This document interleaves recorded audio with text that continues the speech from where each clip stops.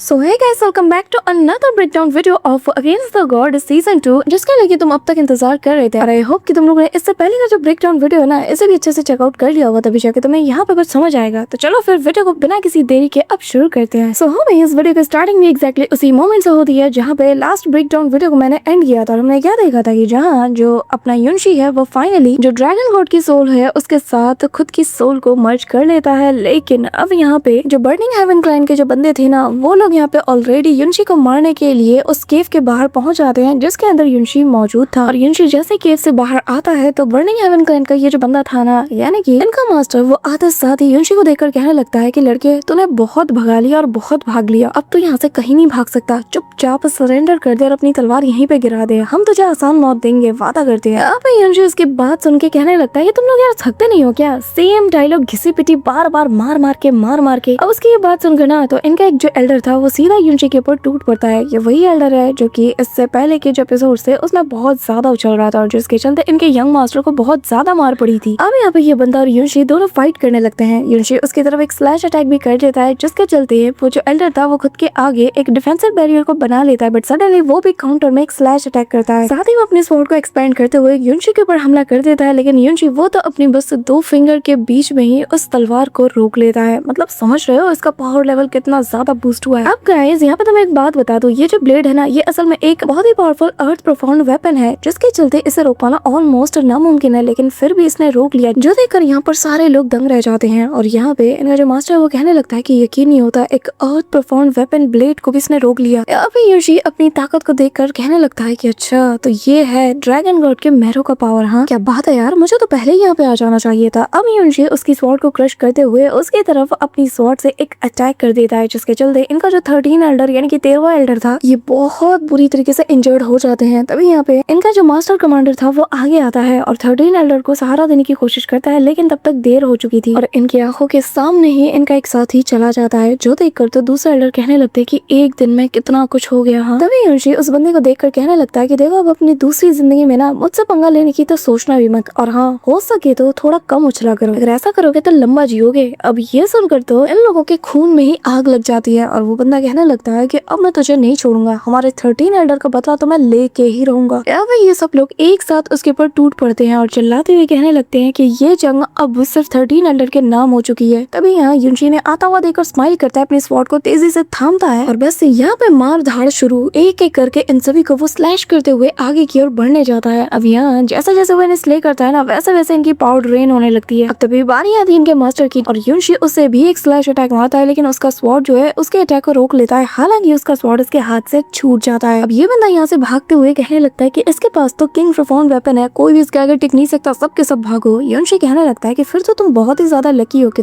तुम्हारी जान इसी महान स्वॉर्ड से ले जाने वाली है। ये कहते हुए युनशी एक स्लैश अटैक चलता है और भाई जैसे इसको पड़ता है ना, इस बंदे की बॉडी नथिंगनेस में बदल जाती है। ये देखकर जो बाकी कैरेक्टर्स थे वो लोग हैरान थे कि आखिर ऐसा कैसे हो सकता है। अभी युनशी अपने विंग्स को एक्टिवेट करते हुए इनके पास जाने लगता है, इनके साथ थोड़ी बहुत हाथापाई होती है और यहाँ इनको भी ये बहुत बुरी तरीके से मारता है। अब क्योंकि ये तीनों एक साथ टूट पड़ते हैं, हालांकि युनशी ने हैंडल कर लेता है, पर फिर इन सभी को दूर पटकते हुए वो कहने लगता है कि देखो यार, इतनी जल्दबाजी की जरूरत नहीं है, मैं कहीं भाग नहीं रहा, एक एक करके आओ, आराम आराम से मरने में ना बड़ा मजा आएगा। ये कहते हुए युनशी अपने फॉलिंग मून सिंकिंग स्टार को एक्टिवेट करता है, जिसके चलते इनका जो सो कॉल्ड एल्डर था ना, वो यहाँ पर देख कर ही हैरान था कि इतनी कम उम्र में आखिर वो इतनी पावरफुल टेक्निक को कैसे परफॉर्म कर पाया। लेकिन फिलहाल के लिए वक्त नहीं था कि वो ऐसी सरप्राइज हो, तो वो सबसे पहले ये जो अटैक था ना, इसे रोकने के लिए चाहता है। सबसे पहले एक अटैक करता है, लेकिन वो काम नहीं आता, जिसके बाद वो अपने स्वॉर्ड को एज अ व्हील की तरह यूज करते हुए तेजी से उसे स्पिन कराता है और फाइनली इसे डिस्ट्रॉय कर ही देता है। और अब बारी थी उसके अटैक करने की, तो वो यहाँ अपनी एक फॉरबिडन स्वॉर्ड टेक्निक का यूज करता है, जिसमें अपनी स्वॉर्ड को हवा में वो लहरा देता है और फिर most powerful burning heaven dragon नाम की टेक्निक को अनलीश करता है, जिसके चलते यहाँ पर काफी अमाउंट में एनर्जी सर्च होने लगती है और इसी के चलते यहाँ पर एक ड्रैगन का फॉर्म हमें नजर आता है। लेकिन गाइस, सरप्राइजिंग वाली बात ये है कि ये जो एल्डर है ना, युनशी को मारने के लिए इतना ज्यादा डेस्परेट हो चुका था कि ये अपने ब्लड एसेंस तक को भी यूज कर लेता है। और ये जो चीज थी युनशी बहुत इजीली रिकॉग्नाइज कर लेता है, क्योंकि यार उसके पास जो ड्रैगन गॉड है उसका मैरो मौजूद है, तो वो अटैक को देखकर ही बता सकता है कि इसे परफॉर्म करने के लिए इसने कौन से मेथड का यूज किया है, स्पेशली अगर वो अटैक ड्रैगन से रिलेटेड हो। अब तभी हम देख पाते हैं कि यहाँ पे वो जो एल्डर था ना, वो दोनों ड्रैगन्स को एक साथ इसके ऊपर उतार देता है। युनशी भी अपनी स्वॉर्ड लेकर इनसे फाइट करते हुए उछलते कूदते इनका सामना कर रहा था, लेकिन 2 के तादाद में ये थोड़ा कमजोर पड़ रहा था तो वो इमीडिएटली अपनी selling of the clouds and the sun नाम की टेक्निक को अनलीश करता है, जहाँ उसके आसपास एक बैरियर बन जाता है, जिसके चलते जब ये ड्रैगन उसके ऊपर हमला करता है ना तो ये बैरियर बहुत इजीली इसके अटैक को रोक लेता है। लेकिन जो काउंटर स्लैश अटैक है वो युनशी को फील हो रहा था अपने सोल के अंदर, बट फिलहाल युनशी जानता है कि ज्यादा देर तक वो भी इसे हैंडल नहीं कर सकता। तो ये देखकर जो एल्डर था ना वो इमीडिएटली दूसरे ड्रैगन को भी ऑर्डर देता है और कहता है कि इसे मौत के घाट उतार दो। बट एज ऑलवेज हम जानते हैं कि युनशी के पास बैकअप प्लान मौजूद होता ही है, नहीं होता तो यार ये बना लेता है। बस फिर क्या, वो यहाँ पे निकालता है अपनी स्वॉर्ड को, उसे चला के मारता है और जो अटैक वो चलता है ना वो उसके डिफेंस को भी सबसे ज्यादा कमजोर कर देती है। लेकिन जो इम्पैक्ट था वो इस ड्रैगन को पड़ जाता है, जिसके चलते इससे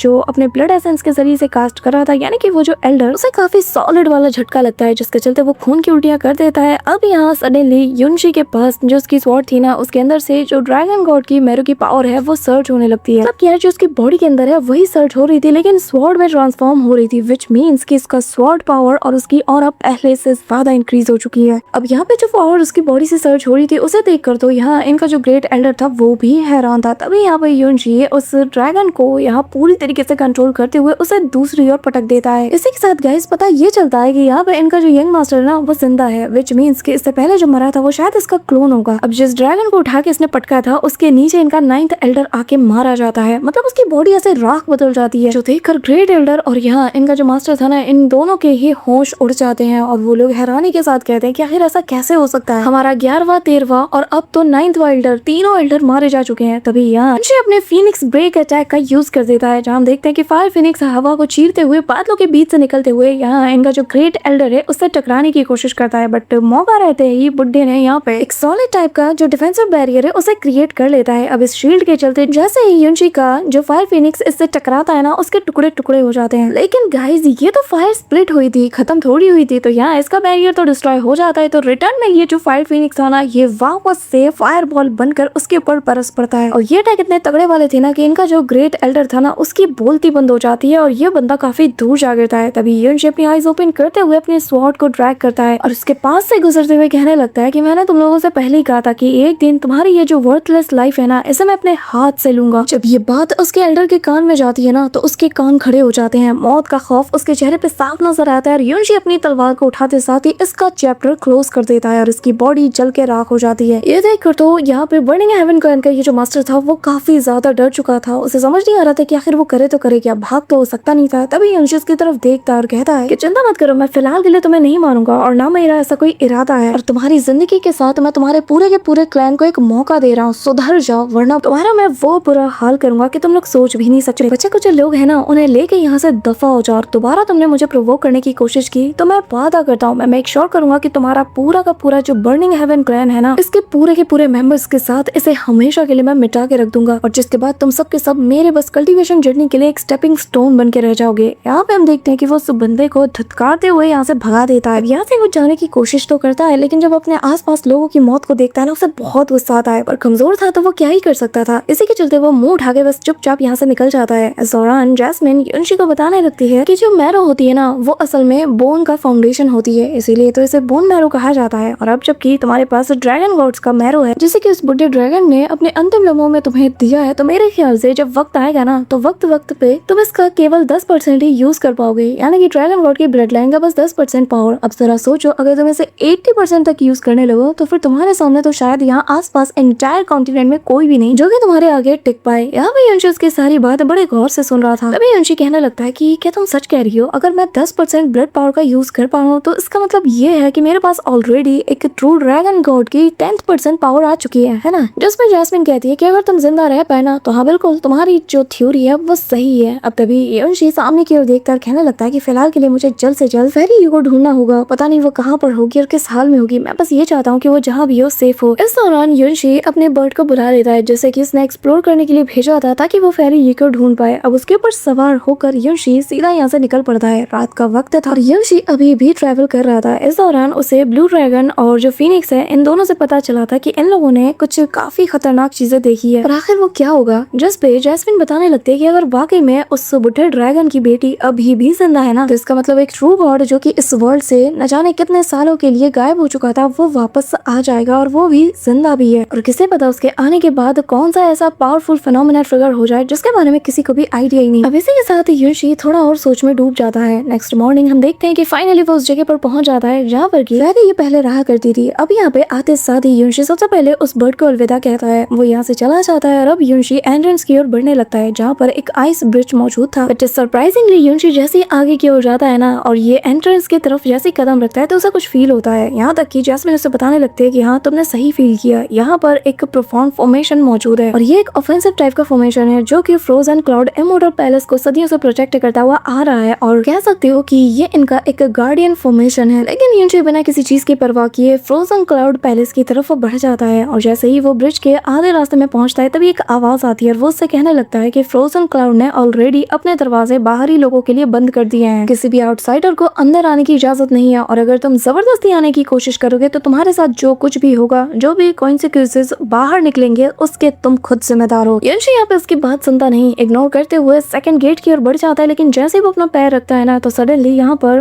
वो जो फॉर्मेशन था वो पूरी तरीके से ट्रिगर हो जाता है और धीरे धीरे करके एक ब्राइट लाइट इमिट होती है जो कि एक केज की तरह बदल कर इसे चारों ओर से घेर लेती है। इसके ब्रिज के नीचे काफी सारे लोटस भी बनते हैं और ये सारे आइस क्रिस्टलाइज लोटस थे और जिसके चलते इन लोटस से काफी टेरिफाइंग सी एनर्जी भी इमिट होती है जो कि ऊपर मौजूद उस फॉर्मेशन को ट्रिगर कर देते हैं और इससे बड़े बड़े आइस लैंशेस बाहर निकलते हैं। युनशी इसे देखते साथ ही अपनी तलवार को चला के मारता है लेकिन युनशी का ये अटैक भी कुछ खास काम नहीं आता क्योंकि जो बड़े बड़े आइस लैंशेस थे वो लगातार बार बार गिरने लगते हैं और उसके पैथ को ब्लॉक कर देते हैं जिसके चलते अब मजबूरन युनशी को अपना फायर व्हील अटैक चलना पड़ता है जिसके चलते वो सबसे पहले अपने आसपास मौजूद इतने बड़े बड़े आइस ब्लॉक्स को काट देता है और ऊपर से गिर रही आइस ब्लॉक्स जो कि उसे मारने वाली थी धीरे धीरे करके वो उन्हें भी मेल्ट कर देता है। तभी यहाँ युनशी फील कर पाता है कि धीरे धीरे करके उसके पैर ठंडे पड़ रहे हैं और जैसे ही नजर दौड़ाता है तो वो पाता है कि भाई इसके पैर तो यहीं पे जमने लगे हैं और ये बढ़कर इसके हाथ को भी फ्रीज कर देता है। युनशी ऊपर देखता है तो ये जाइंट सा जो फ्रोजन फ्लावर लोटस था ये आगे की ओर बढ़ रहा था युनशी को क्रश करने के लिए। अब युनशी की सटक जाती है, वो यहाँ अपने पावर्स को एक्टिवेट करता है, साथ ही यहाँ पर जो ड्रैगन गॉड की मैरो पावर थी इसे भी अनलीश करता है और यहाँ फायर उसके आसपास उसकी बॉडी को मेल्ट करना शुरू कर देती है और तभी वो एक फायर लोटस को भी क्रिएट करता है जो कि इतना ज्यादा मैसिव था ना कि ये जो आइस लोटस था इसे अपने अंदर डिवोर कर लेता है और पूरी तरीके से ऐसे घटक जाता है और अगले ही पल सब कुछ यहाँ पे खत्म हो जाता है कि ह्यूज से एक्सप्लोजन के साथ जिसके चलते युनशी का रास्ता साफ हो जाता है और वो जैसे ही सामने देखता है कि जो फ्रोजन क्लाउड इमॉर्टल पैलेस उसके सामने बिल्कुल सही सलामत है तो युनशी सीधा दौड़ते हुए अंदर की ओर पहुंच जाता है। लेकिन जैसे ही वो कदम रखता है ना तो यहाँ फेरी की जो सीनियर है उसकी आवाज आती है और वो कहने लगती है कि आखिर तुम हो कौन जो कि यहाँ हमारे फ्रोजन क्लाउड इमॉर्टल पैलेस में कदम रख रहे हो, वो भी हमारी परमिशन के बिना। अब ये कहते हुए वो जैसे ही सामने आती है और युनशी को देखती है तो वो खुद भी हैरान थी और वो कहने लगती है कि क्या तुम जिंदा हो। जिसमें युनशी बिना किसी जवाब के कहने लगता है कि मैं यहाँ पर फेरी को देखने आया हूँ। जो सुनकर तो उसे गुस्सा आता है, वो कहने लगती है कि बेशर्म कहीं तुम्हें अभी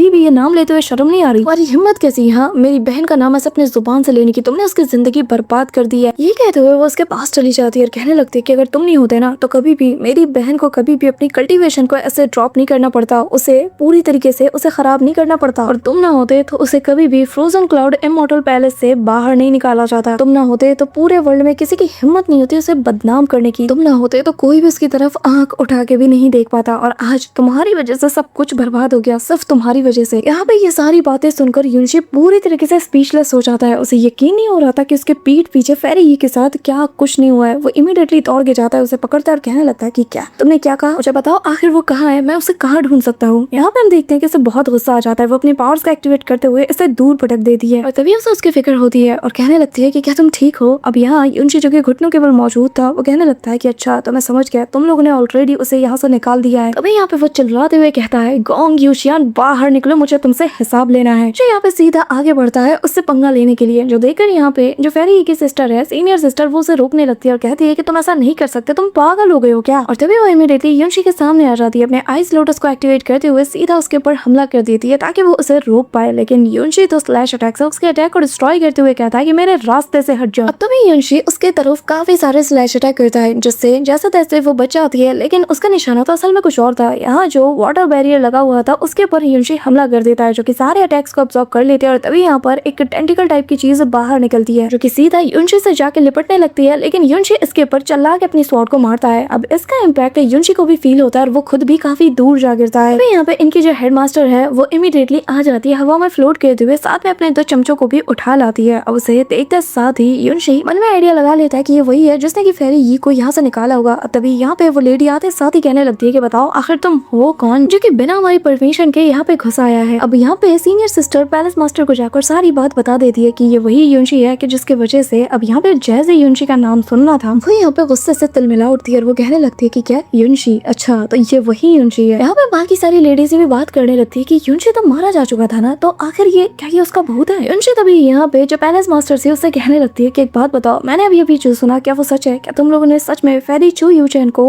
यहाँ से निकाल दिया, इवन की उसकी कल्टीवेशन को भी तुम लोगों ने डिस्ट्रॉय करने का सोचा? बताओ क्या ये सब कुछ तुम्हारा किया धरा है? अभी यहाँ पे उसकी बात सुनकर जो पैलेस मास्टर थी वो काफी ज्यादा गुस्से में थी और वो कहने लगती है कि तुम्हें शर्म नहीं आ रही है? तुम यहाँ मेरी जगह पर आकर यहाँ मुझसे आंखों में आंखें डालकर सवाल कर रहे हो। अगर इतनी ज्यादा परवाह होती तो तुम कभी भी वो हरकत करते ही नहीं कि जिसके चलते हमें उसे यहाँ से निकालना पड़ा। तुमने खुद उसे मजबूर किया, तुमने ही उसका दिमाग खराब किया और उससे वो सब कुछ करवाया कि जिसके चलते आज वो हमारे बीच नहीं है। तुमने हमारी हजारों साल की रेपुटेशन को मिट्टी में मिला के रख दिया है। तुम्हारी हिम्मत कैसे हुई और तुम यहाँ मुझसे सवाल कर रहे हो? यहाँ पे उसकी तरफ उंगली उठाते हुए कहने लगता है कि तुम्हारी ये सो कॉल्ड और ये जो डैम रूल्स है ना, इसका आखिर मुझसे क्या लेना देना? और रही बात तुम्हारे सो कॉल्ड रेपुटेशन की, तो इसका भी मुझसे क्या लेना देना? मेरे और उसके बीच में जो कुछ भी हुआ इसका आखिर तुमसे क्या लेना देना? तुम लोगों को आखिर इसमें अपनी नाक क्यों घुसानी पड़ रही है? जो कुछ है हमारे बीच है, हमारा मसला है। यहाँ तक कि हेवन तक को भी कोई अधिकार नहीं कि वो हमारे बीच इंटरफेयर कर सके। तो आखिर तुम होती कौन हो जो कुछ भी हमारे बीच हुआ है उस पर उंगली उठाने वाली है? आखिर तुम्हारे पास ऐसे कौन से राइट्स है, ऐसा कौन सा हक है कि जिसके चलते तुमने उसकी कल्टीवेशन तक को भी पूरी तरीके से खराब कर दिया? जवाब चाहिए मुझे, और अगर तुम्हारा जवाब मुझे सेटिस्फाई नहीं कर पाया ना तो देख लेना मैं तुम्हारा क्या हाल करता हूँ। यहाँ पे उसकी बात सुनकर सीनियर सिस्टर भी हैरान थी। युनशी यहाँ पे चिल्लाता है और चिल्लाते हुए कहने लगता है कि खूसट बुढ़िया जवाब दे, मुंह खोल, मैं यहाँ पे तेरी भद्दी शक्ल देखने नहीं आया। अभी यहाँ पे जो पैलेस मास्टर थी ना वो उसके ऊपर हमला करते हुए उसे दूर फेंकने की कोशिश करती है और कहने लगती है कि तुम्हारी हिम्मत कैसे है मुझसे ऐसे बात करने की? तुम जानते भी हो कि वो मेरी क्या लगती है? वो मेरी सबसे फेवरेट डिसाइपल थी जिसे कि मैंने अपनी बेटी की जैसा ट्रीट किया, अपनी बेटी के जैसा पाला है, और तुम यहाँ पे मुझ पे